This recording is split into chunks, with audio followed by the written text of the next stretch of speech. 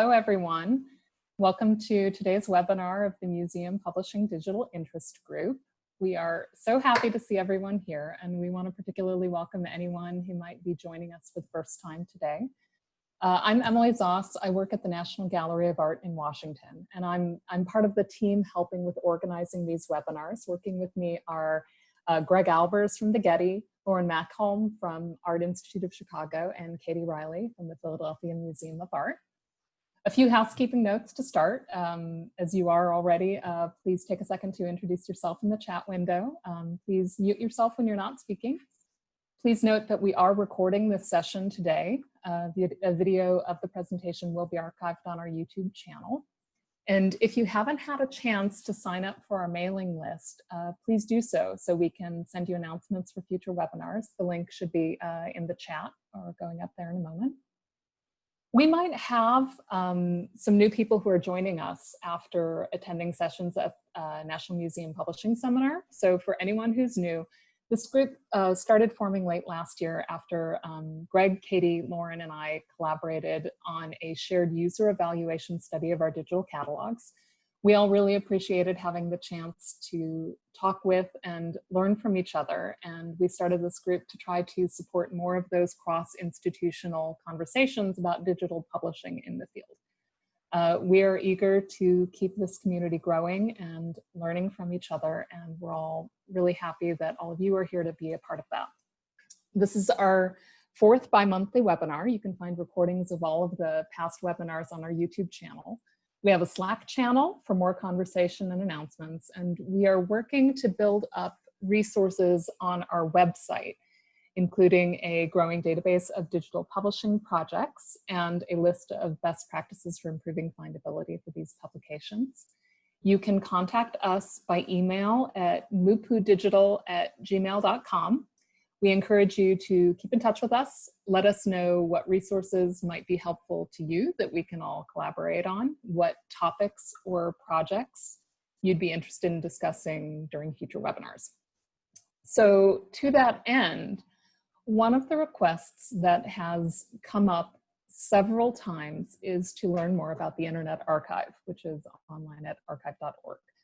Some museums already have archived content on the site. Others might be interested in learning about what collaboration with Internet Archive might look like, either as a repository for backlist titles or for digital titles on the front list. And still others may have been hearing about the Internet Archive in the news recently in connection with their National Emergency Library Initiative, which has not been without some controversy. So our guest speaker today is well positioned to help us learn more about the Internet Archive. Chris Freeland is the Director of Open Libraries at the Internet Archive. He's worked as a librarian managing digital initiatives at Washington University in St. Louis and has been a project director for several large informatics and academic computing projects. We are very happy to have him here today, so we can hear more about his work with the archive, learn more about its resources and activities, and talk about what all of this might mean for museum publishers. Chris is going to start by sharing a presentation, and we'll have plenty of time for questions afterwards. Please feel free to share your questions in the chat during the presentation, and Lauren will be monitoring it and will moderate a Q&A afterwards. So with that, we will hand it over to Chris. Great, thanks, Emily. Can I get a thumbs up? Can everyone see the screen that I'm sharing with, says Internet Archive in black? Great, all right.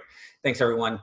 Good morning, maybe good afternoon where you are. It's morning where I am. I'm in St. Louis. I live on Central Time. As Emily mentioned, we're gonna spend maybe the next 30 minutes. I'll walk through how the Internet Archive's lending library and how our digitization programs work and how your museum can participate. As Emily mentioned, I am a librarian. I've worked at the Internet Archive for more than 2.5 years. Before that, I was an associate university librarian at Washington University in St. Louis, as I mentioned, where I live. And then before that, I was the director of the Center for Biodiversity Informatics at the Missouri Botanical Garden. And through all of those projects for more than 15 years, I've worked in partnership with the Internet Archive to digitize books, starting first with books that were in the public domain, scientific literature in the public domain, and now books that are in copyright, which we'll talk about. And we make those books available through controlled digital lending. As Emily mentioned, as we get started, I want to address a question that you might have. In June of last month, the start of last month, it was announced that there is an active lawsuit against the Internet Archive for controlled digital lending and the National Emergency Library. So I won't be able to answer questions specific to the litigation. What we'll do today is I'll talk about controlled digital lending. I'll talk about our digitization programs, talk about the difference between materials that are openly available and materials that are made available through controlled digital lending, and really how this works for academic publishers and for museum publishers, and how you can use controlled digital lending for your operations. But I won't be able to address anything about the litigation itself. Let me advance my slides here. So with that in mind, here's the game plan for today.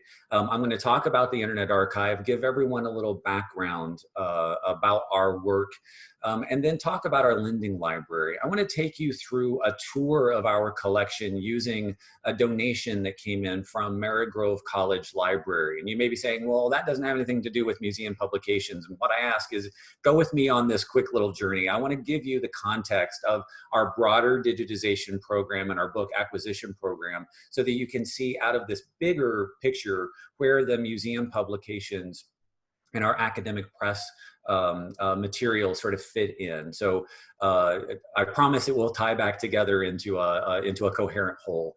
We'll talk about like how we acquire materials, digitize them, preserve the physical objects as well as the digital assets, and how we make that content available to users, both who have print disabilities as well as sighted.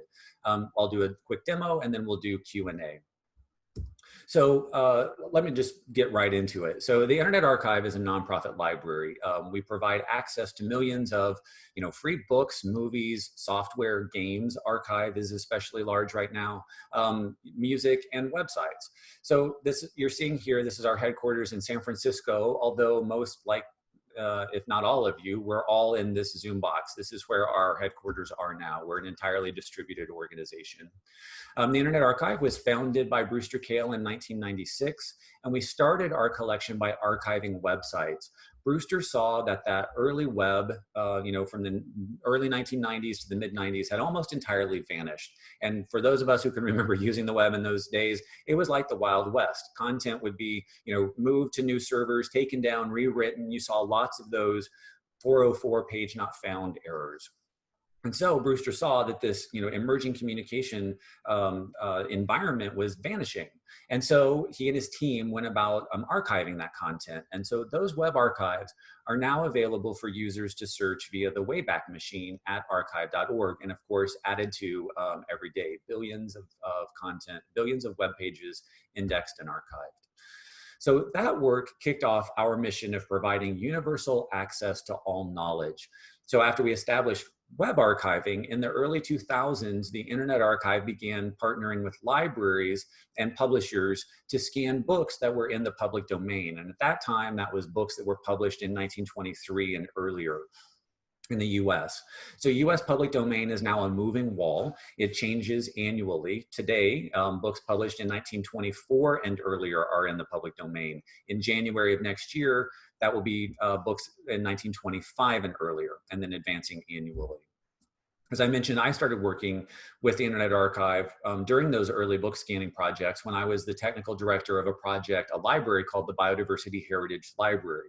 And we were scanning the public domain scientific literature from natural history museums and libraries all over the world. So I'm very familiar with the museum publishing activities, though I generally have come to it from natural history publications as opposed to art and humanities publications, but still a familiarity with the way that the museum publishing operates from within the broader context of the organization. Now, so many people are familiar with our web archiving activities. Some people are familiar with our book scanning activities, but some people are really surprised to know that the Internet Archive also has a physical library. So we've built a lending library of more than 1.5 million modern books. We acquire those books through purchase, from donations from libraries that are weeding their collections or closing entirely, and then also from booksellers like Better World Books. So these photos here are showing the unloading of portions of a very large donation, 250,000 books donated to the Internet Archive from Trent University in Ontario. So we acquire books, we purchase them, we also get them from donations directly from libraries and then also from booksellers. So we make that lending library available to the world. So I talk about 1.5 million books in our lending library, but then we also have millions of books that have been made publicly available, that are in the public domain. And so users have access not only to that lending library, but also to that open content.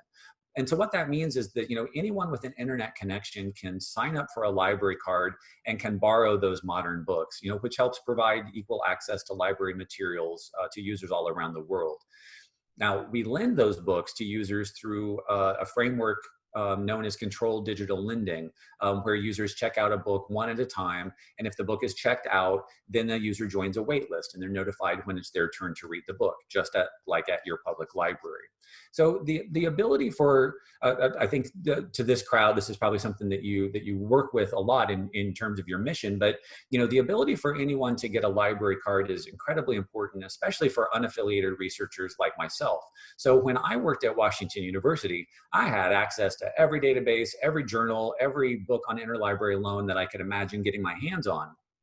Now that I'm an unaffiliated researcher, I struggle to get those same research materials for my own research and writing. And I write on topics related to digital libraries and public housing and public libraries. So as I mentioned, I want to walk you through how books come into our library and how they're digitized and how they're displayed through controlled digital lending. And I'm going to use Marygrove College Library to illustrate this process. So Marygrove College was founded in 1905 by the Sister Servants of the Immaculate Heart of Mary. It's a Roman Catholic denomination. And they moved to their Detroit campus, which you're seeing here, in 1927. So a long history. It was originally a women's college. It became co-ed in the 1970s. And then in recent years, it was known for its graduate programs in human resource management and social justice. But in 2017, facing financial hardship, Marygrove eliminated its undergraduate programs. And then in January of last year, of 2019, they announced that the entire college would close in December of last year. So a central question for Dr. Elizabeth Burns, who was the president of the college, was, well, what would happen to the library and its 70,000 volumes? That's where the Internet Archive came in. So the librarians at Marygrove spoke with Wayne State University, which is also local, and but they weren't in a position to take the material. 70,000 books is a lot. And the college didn't want the books to be sold off. And so after a series of conversations, Dr. Burns and the trustees at Marygrove decided to donate the contents of the library, which you're seeing here, to the Internet Archive, so that library would be digitized and preserved, helping the legacy of the college live on for future scholars.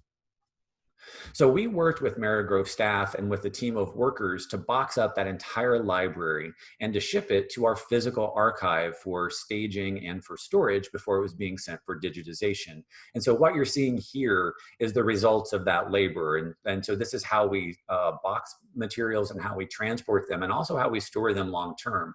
So that's what you're seeing there is books that are in boxes that are on pallets, they're shrink wrapped, and then put into storage containers, double stacked and put into storage containers for transport as well as for storage. And when we store them in preservation environment, they don't have the shrink wrap on them.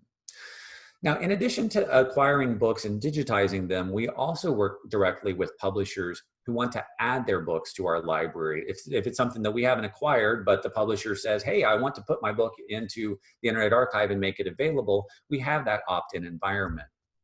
So we're currently funded by Arcadia, which is a UK charitable organization to digitize academic press content.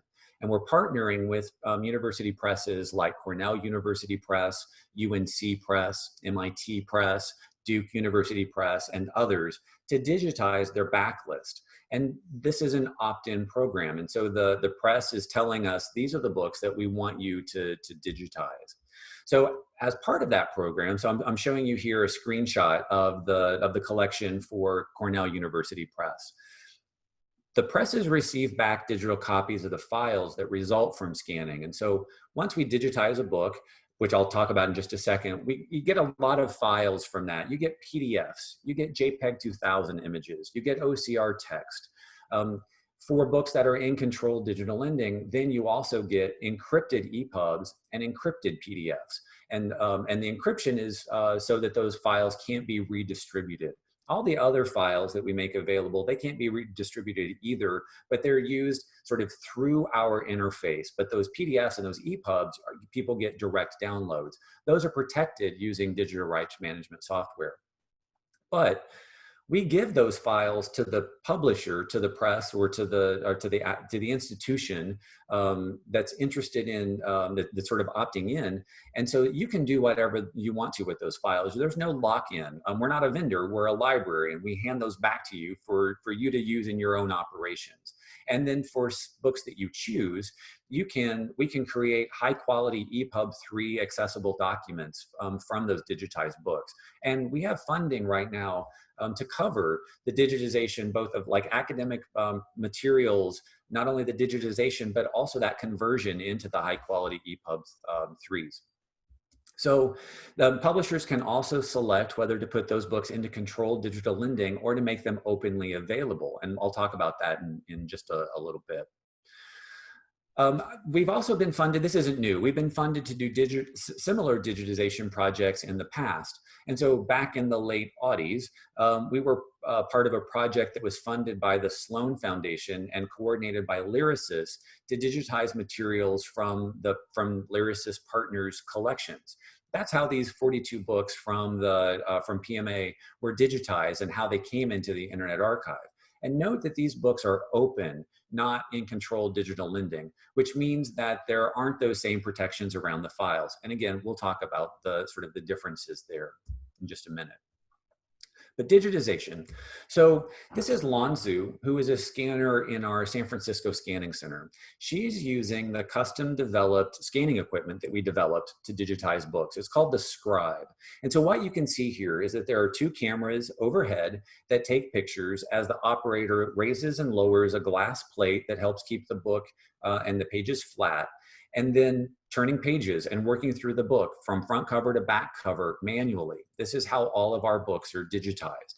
Our scanning is non-destructive, which means that they stay intact, and we follow the FADGI guidelines, which are the Federal Agency's Digitization Guidelines Initiative, which helps ensure consistency across all materials that were digitized and made available for federal agencies. And it's so high quality that we said, that's great, we'll just use it across the board for everything we do. We have scanning operations that are embedded in libraries in the US, in Canada, and the UK, including at places like Boston Public Library, the University of Toronto, and Wellcome Trust, to name just a few. I think that today, people were able to go back to Boston. The library was reopening and that the scanning center was going to reopen. But the majority of our scanning operations have also been shuttered due to COVID-19. Now, those books that we acquire, we digitize those in our digitization facility that's in the Philippines. And again, that's where we scan the books that we ourselves own. So for the books that we acquire and own, after a book is digitized, it follows a dual path. The book itself is preserved on our physical archive, and the files that result from scanning and post-production that I mentioned, those are stored and protected on our servers. So we'll follow the book first. Here's another shot of books prepped for shipping and storage. Here they are packed into one of our storage containers in our physical archive. And here's a zoom out view of one row of containers in our physical archive. So books are stored in these double stacked shipping containers in our physical archive facilities in Richmond, California, and a new facility in Pennsylvania. Here's another view down one of the rows. And when people look at this, they often think of the final scene of Raiders of the Lost Ark. The big difference here is that that we know what's in all of those boxes, and we can locate all of those materials. So nothing's going hidden in our physical archive or hidden in plain sight. So that's the physical book. So all those books that we acquire, we hold on to. That's part of the basis of controlled digital lending, is that we have a physical copy that we're basing our digital lending from. So let's follow the path now of those digital files. So first and foremost, every book that we digitize is made available to the print disabled community. So print disabled is a term that includes people who are blind, who have low vision, are dyslexic, or have challenges in like physically holding a book and need to use a screen reader. So our books are made available to the print disabled community through our website. We have a program for print disabled users, which I can let you know about if you want to learn more, but that could be an entire webinar just on that topic. But we also work with other accessibility partners. So we work with Benetech, and we're also part of a multi-library project that makes accessible text and shares those through to different student success organizations at participating libraries, schools, and universities. The books are then also made available to sighted users through controlled digital lending. And so controlled digital lending was described by librarians and the copyright scholars like Michelle Wu at Georgetown Law, Pam Samuelson at Berkeley, Kyle Courtney at Harvard, Dave Hansen at Duke, and others. And they were all looking at how libraries can use their physical collections in an online environment. And so the way the controlled digital lending works, or CDL works, is this. For a book in a library's collection, the library can decide to either lend the physical book or a scanned version of that book, but not both at the same time. There's an owned to loaned ratio that exists between the number of digital copies lent and the number of physical copies in hand. So for those 1.5 million books that are in our lending collection, we hold a physical copy in our physical archive. You've just seen where they live. Those physical copies don't circulate. Only the digital versions circulate through controlled digital lending. And because we've scanned the book, there's no need to scan it again. So we offer that book to other libraries. If they have it in their collection, they also can lend that book that we've digitized, as long as we're maintaining that own to loan ratio, that, you know, the number of physical copies. So controls in controlled digital lending. I mentioned that own to loan ratio, and the way that it works is if there are no available copies, then a user can join a wait list and they get notified when it's your turn to read. The books also circulate for a limited time. It's not a free-for-all. You have to check out the book. You have to log in. You have to check out the book. And when you come to the end of your circulation period, you have to check it out again or join the wait list to read it. And then another control is the DRM, or digital rights management. The files are protected by DRM. We use Adobe Digital Editions, which is the same system, same software that many publishers use on their own platforms to deliver their own content. And the reason, again, for having the DRM is that prevents the copying and the redistribution of the source files. Now, I mentioned, I promised we'd have a little chat about controlled digital lending versus open and the differences there. So open content is used significantly more than closed content. There was a figure that came from a CNI a couple of years ago that I was at, where JSTOR was presenting on their portal. And I think that the number was 16 times that open content is accessed 16 times more than closed content on the JSTOR platform. And I can't remember whether it was accessed or cited, but there's a significant difference. So I'm showing here, this is a screenshot of that collection from PMA. And if you can see that, there under the eyeball, under each one of those tiles, you're seeing that there are the 9,000 views for art in Rome in the 18th century, and another 9,000 for manifestations of Shiva.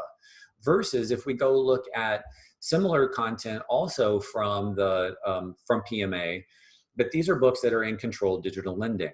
You can see here, like for the Alice Neal book, what is that, 67, is the highest number, the most usage for a book that's in controlled digital lending. So the takeaway here is books and materials that are open are used vastly more than books that are in controlled digital lending. But controlled digital lending is really effective if you have content that is in copyright, that you want to protect from redistribution. And so those limits are necessary limits. They're part of the controls in controlled digital lending. But understand that it will mean that fewer copies of your books will circulate. Fewer people will read the book. So I want to go now into a quick demo. I want to show controlled digital lending in action, and then open up for questions. So I want to start here. I'm going to go back to that PMA collection, and I'm going to go into this book that we were just talking about, the Art in Rome in the 18th century. You can see I'm not signed in. I'm not logged in here, and because this is an open book, I can browse freely through the entire contents of the book. So I can dive right into the middle of the book. I can also do a search, and I'm going to do a search for Pietro Bianchi, who I was looking up not too terribly long ago. And I hope we have enough time for this. The search results were running a little slow when I was trying this earlier. What's happening here, I mentioned, we saw the book being digitized and there were cameras overhead. We're looking at the page images and we're searching across the OCR text behind the scenes. So in the streaming view of the book, you get the page images and then you also have the OCR text, and we're searching right now across that text. And unfortunately, it looks like maybe the search index is running a little bit slow. This is a sizable book, so it may take a little bit of time. It's also sort of the whims of the internet and network. Sometimes our search works really fast, and sometimes, like now, it's running a little bit slow. What you would have seen if we had enough time, and we don't, I'll just describe what we would have seen. Along the bottom of the page, we would see these blue goalposts, like you're seeing there, that search results.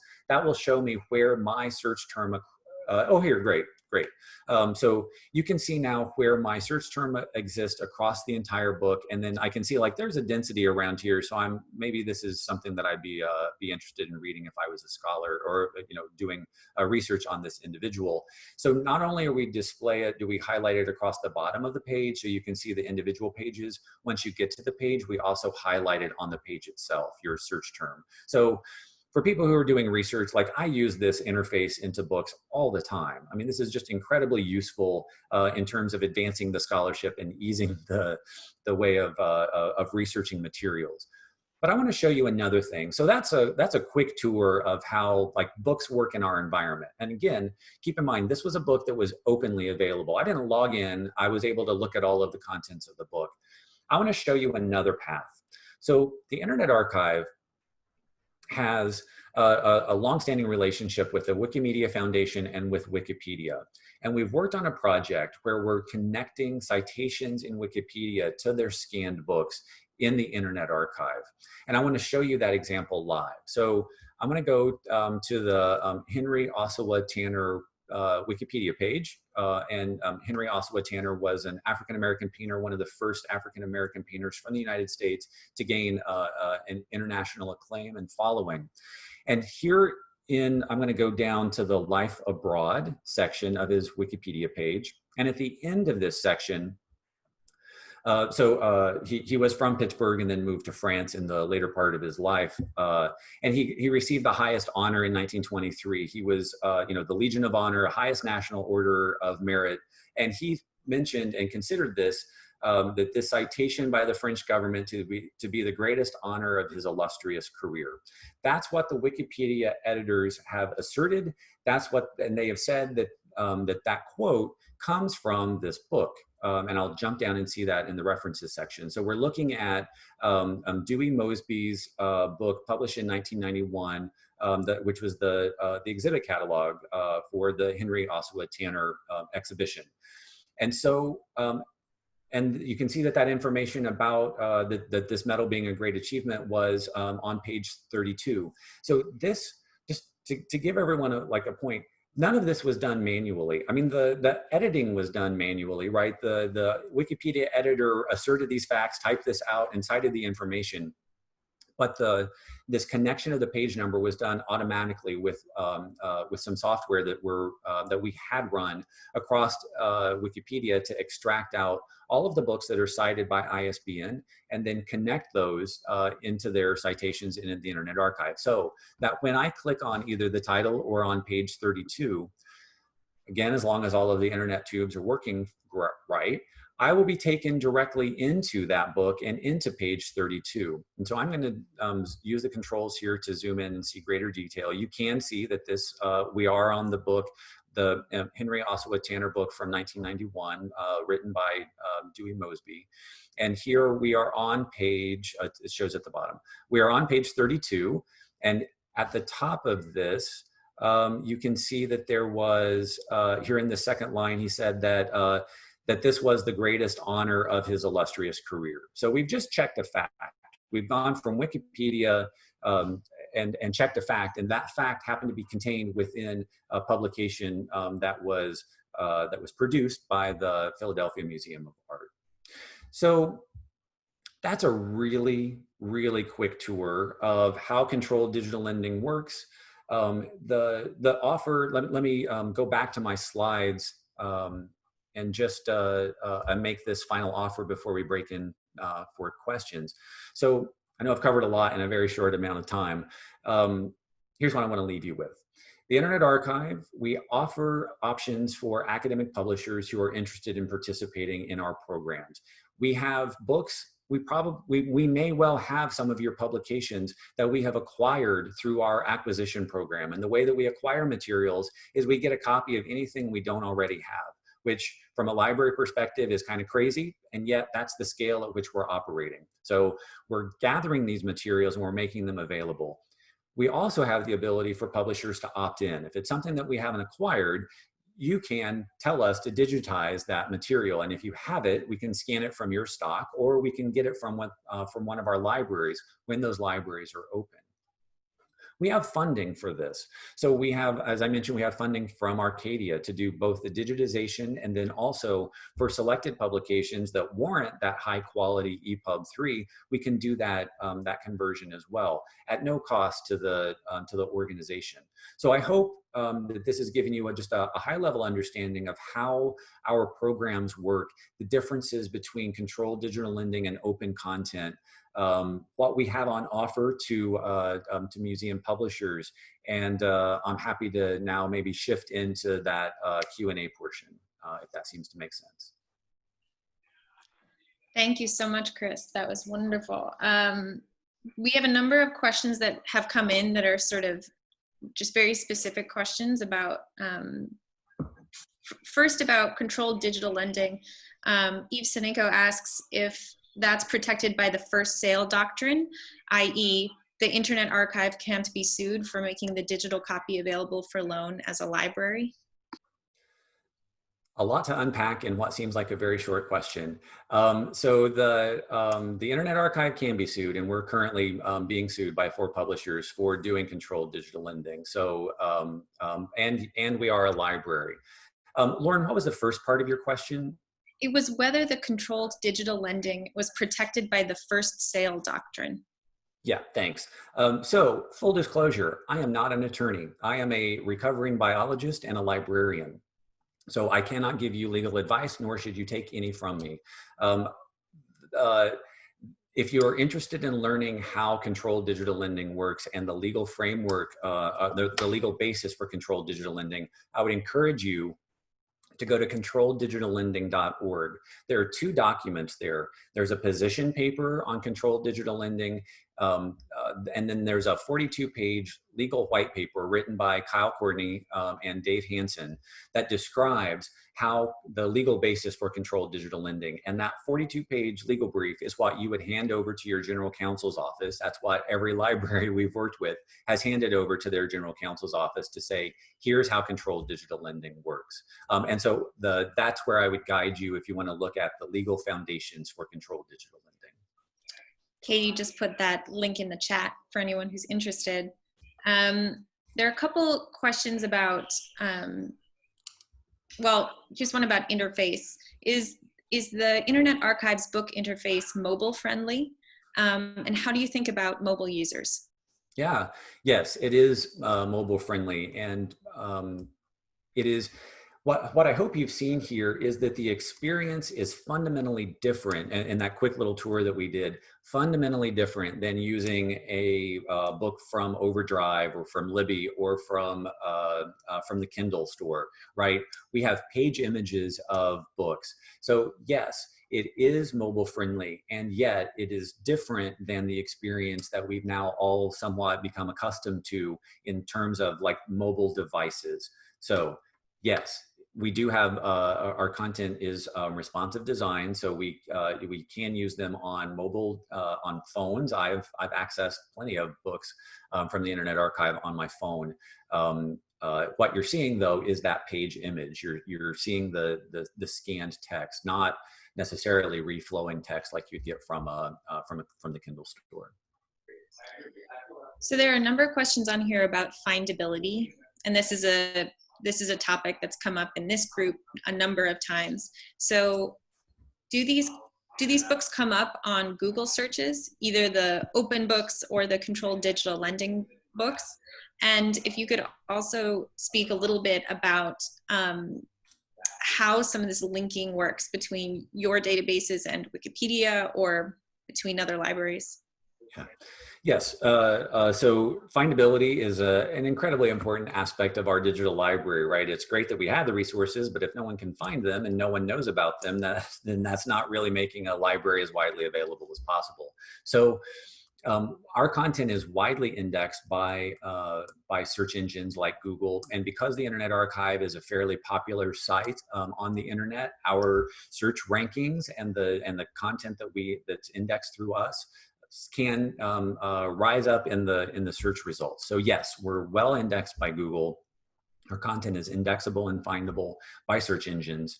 And then like the interlinking with Wikipedia. So that the linking with Wikipedia specifically was a program that we ran sort of specific and worked with the Wikipedia community to make happen. So that was sort of a special project. But generally, the way that we interlink like our resources with library catalogs, our content, because we're a library, when we scan our books, we're using library records, MARC records to describe those books. We're putting that MARC record alongside the digital scans. So it's described like a library asset. Because it's described like a library book, then we can easily interchange or exchange our information with other library systems. And so part of what we do when other libraries join the Open Libraries program, when they say, I want to be part of your controlled digital lending environment, we provide the information to users, to libraries, so that they can bring records into their catalog for the books that we've digitized. So we have more than 50 libraries that are participating in the Open Libraries programs.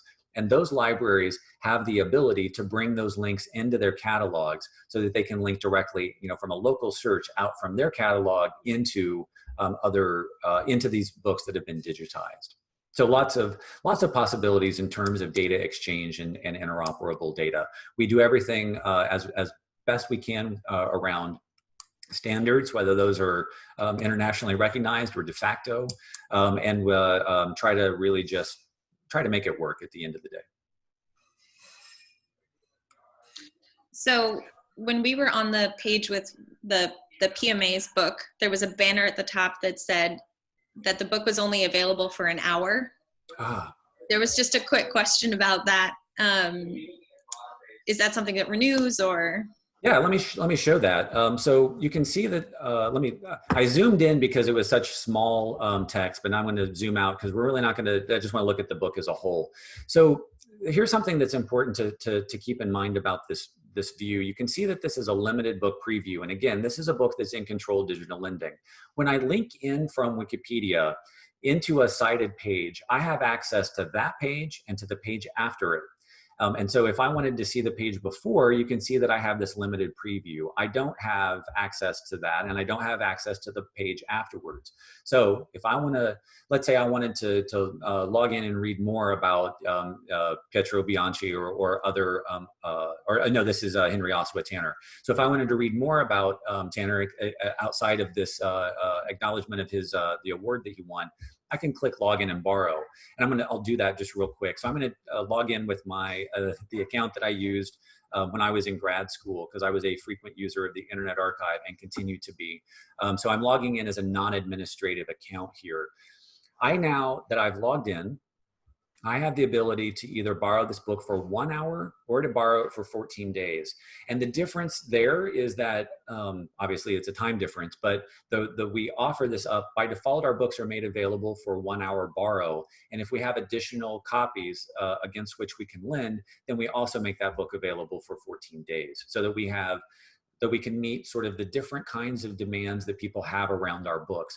What we've seen from our books is that people are in and out. They use our books like a reference check. They're generally not doing like cover to cover reading with our collection, because if they can get a better copy, they're going to somewhere else. So if I click on borrow for 1 hour, what's happening now is I'm the only user that has access to this book. So this is one of those controls in controlled digital lending.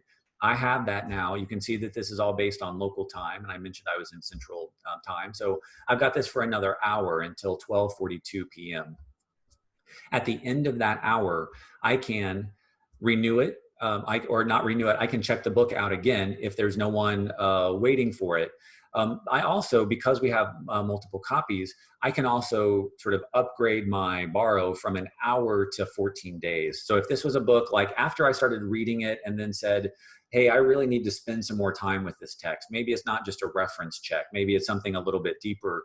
Then I can go and say, if we have available copies, then let me borrow that for 14 days. At the end, regardless of the circulation duration, at the end, you as a user can check that that book out again, as long as there's no wait list. And if there is a wait list, then you can join it and you'll be notified when it's your turn. Fantastic. That makes more sense. So there's a question here about file formats. So for the public domain titles where you offer all range of file formats, do you have stats on how these are used proportionally to one another? For instance, are PDFs more popular, EPUBs, etc.? We don't, to my knowledge, we don't have that information. What we do have is the publicly available stats here. So you can see that this is the number of times this book has been viewed, the number of times it's been favorited. Then I'm also, I think this will work if I go back. Yeah, if I go back and then, so for this collection, so the way that content lives at the Internet Archive, think of books as items. The item is sort of the basics around which we store stuff, and then items live in collections. So in this case, the items are the books from PMA, and the collection is the PMA's collection. So if I click over onto About, you can see that I get some statistics from like where content, who the most recent users and who's coming to look at the content. So we have some lightweight statistics, but we don't have the statistics at the individual item or at the file level to know if PDFs are circulating more than JP2 or OCR text. So there are a number of questions from people who are curious about the funding that you have currently for the digitization and conversion of books. So do you only partner with institutions who have large collections? Are there certain requirements, and how long is that process? Yeah. Also, if you need physical copies. So we love working with smaller organizations. So I come from a smaller organization, right? The Missouri Botanical Garden, where I started doing my work, is a very small organization with a small publishing house. working all the way up to places like, you know, MIT Press and Johns Hopkins University Press, right? These really large organizations. So the size of the organization doesn't matter. It's really just about your interest and your enthusiasm for making your materials available online. We do have that digitization funding. We can cover the digitization. The way that it works, if you, the publisher, if you have copies, awesome. Because right now that we're locked out of libraries, we don't have our ability to go source content. Like, so for example, I showed Cornell University Press. All of those books from Cornell University Press, none of them came from Cornell University Press. Cornell said, go get our books from your libraries and scan them. And so we, with permission from the University of Toronto, we scanned the books out of their collection as directed by Cornell University Press. And then that way Cornell didn't have to move any materials. However, that doesn't work so well right now in our current environment because we are locked out of our libraries. So if you have a cache of materials, if you have physical books, we can do this in a couple different ways. You can ship the books to us for digitization, and we can either, this is up to you. We can hold on to those copies if you don't want them back. We can also ship them back to you if in fact you do want those copies back. A couple different things. When a publisher opts in, we don't necessarily have to hold that physical, we don't have to hold a physical copy of that book. The publisher is saying, you have my permission to make this book available. So we wouldn't have to hold on to a physical copy if you are opting into controlled digital lending. We could, however, if you wanted us to hold on to a copy, we're happy to put those books into our physical archive if you so choose. So lots of options. The way that it would start is just by reaching out to me via email, which I'll drop my email into the chat, and just please feel free to reach out to me directly. There's a related question about the type of content that you host. So do you typically have either born digital content or I think there was a question about, ephemeral publications like journals or newsletters? Yeah. So yes, we have born digital content. Actually, you know, think about it. The Internet Archive started archiving born digital content. We started with the web. So all entirely electronic, except for when I first started, I did work with a faculty member who would print out the web because he wanted to archive it. So there's that. But yeah, in terms of the Internet Archive, the materials, we do take born digital content. Controlled digital lending can work for something that is born digital versus that has never been published. And so here's something else to think about. Publishers can think about controlled digital lending, think about incorporating controlled digital lending into your distribution workflows. So, you know, today, every physical book, most every physical book starts off as a digital publication, right? The hit press or, you know, hit print is sort of one of the last operations that happens in a publishing act. Up until that point, you've got those digital files. We can take those digital files and we can put them into controlled digital lending, or we can deposit them into the open side of the Internet Archive if that's your preference. As an example, we worked with a small publisher called A.J. Charlson Publishing that has opted in. Their books are only available in electronic form. They don't do anything in print. And we took, I think they had 3 or 4 books. Those are all now available through controlled digital lending. So very long-winded way of saying, yes, we can work with born digital materials. So how do you approach rights for the materials that I think controlled digital lending might be a little bit easier, but especially for your open resources? Yeah, so when we work with a publisher, the publisher maintains the relationship with the artists and creators, and libraries maintain the relationship with patrons. And so for the content that you, the publisher, are opting in, you can make those clearances and those checks. And in fact, our program, the digitization funding that we have, is strictly just for funding. It's not for any of that rights clearance piece. So for books that you are putting in, it's on the publisher to clear rights. And in fact, the presses that are working with us, like Cornell University Press, that's part of their project, is that they are then clearing the rights, making sure that they have the ability to put those materials and make them available to users. Whereas at the Internet Archive, when we're acquiring books as a library, we're acquiring that book, we're digitizing it, and we're making it available through controlled digital lending, acting as a library.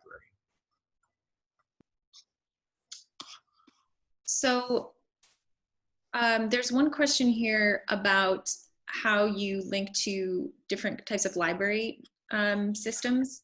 So whether you are looking at providing automated linking with commonly used cataloging software, for instance, OCLCs, such that individual libraries can link to you. Yep. So we do this. So right now, every book that the Internet Archive digitizes, we have a regular process that's set up, that runs, that syncs our content, our scanned books, with OCLC. And so what we're doing is we're minting new OCLC identifiers for those digitized books, and they're being described as electronic resources, so that when people are searching for a particular book, they can, like in a facet, they can say, show me only electronic books, or digitized books versus the physical books. So OCLC knows about all of our the 1.5 million digitized books that we make available. That's part of the OCLC knowledge base. So libraries that are OCLC partners can ask OCLC to run analysis and make that comparison between their collections. That comparison, because not every library is an OCLC partner, we, the Internet Archive, also run that, can run that comparison, where we can take a library's collection, take the stack of MARC records from a library and run that analysis, run that overlap, and find out the books that that the Internet Archive has already digitized, so we can hand back, again, standards-based information so that you could bring those into your library catalog. Again, another wordy way of saying, yes, we do make those records available for integration back into library catalogs. There's often a step or two between that a library needs to take to determine what they want to bring into their catalog. So here's an opportunity just to talk a little bit about what makes the Internet Archive unique. There's a question about similar organizations and what the difference is between the Internet Archive, HathiTrust, or Google Books, or other similar platforms. Yeah. So yeah, we get this question a lot, like, what's the difference between what you do and HathiTrust and Google Books? So the Internet Archive's books scanning operations were actually started in the early 2000s in response to Google Books. And so it was Brewster and other librarians started this, an organization called the OCA, the Open Content Alliance. And that started in response to Google Books. And so this was, I think, like 2005 or so. Time moves on and we forget these things, but there were libraries that were participating in Google Books, and then a whole bunch of libraries that weren't. And all of those libraries that weren't were saying, like, well, but our collections are important too, and we don't like the way that Google Books is doing their project, because it's, at that time, completely closed, wasn't available. HathiTrust wasn't available. The Google Books much. It was all protected content, and so those libraries said, we want to come up with a different way. We don't want to put books that are in the public domain into this like proprietary system. We want to make sure that there are no gatekeepers, and we want to keep them open. So a differentiation between us and Google Books is that our content, where possible, is as open as technology and copyright permit. Looking then at HathiTrust, So I mentioned that there are 50 organizations that are partnering with the Internet Archive in our Open Libraries program. And we make our service available to any library. There's no distinctions or restrictions around what type of library or what size of library. So we have, as an example, we have a very small library, the Castroville Public Library in Castroville, Texas, which I think has population in the low thousands, all the way up to very large systems like the University of Colorado Boulder system and others. So we are more like HathiTrust because we are built from library collections and we partner with libraries. The difference between HathiTrust and the Internet Archive is really just about availability and membership. And the Internet Archive actually provides content to HathiTrust, especially that open content. We have a pathway where our content can go into HathiTrust. Similar, we also have a pathway where our content can go into the DPLA. So maybe a long way of saying we partner with everyone we can, and we make distinctions. And the distinctions that we would make between us and other commercial services is that we are mission driven, we are a nonprofit library, and we are trying to make materials as open to the community. Thank you so much. I think that's the last question that we have time for. So I'm going to hand it over to Emily. Great. Thank you again, Chris, for your presentation and the lively Q&A. Lauren, thank you for moderating. And for everyone else, thank you all so much for being here today. Just a reminder, if you haven't already, please take a moment to sign up for the MUPUDIG mailing list so we can communicate with you about future webinars. Our next webinar is going to be in 2 months on Tuesday, September 22nd at noon Eastern, 11 Central. As always, please be in touch with us if there's anything you are interested in being featured as a future webinar topic or any projects that you're interested in sharing and talking about yourself. Again, you can write us at mupudigital@gmail.com or find us on Slack. Thank you again to Chris. Thank you so much to everyone for attending, and we hope to see you around on Slack and at future webinars. Bye, everyone.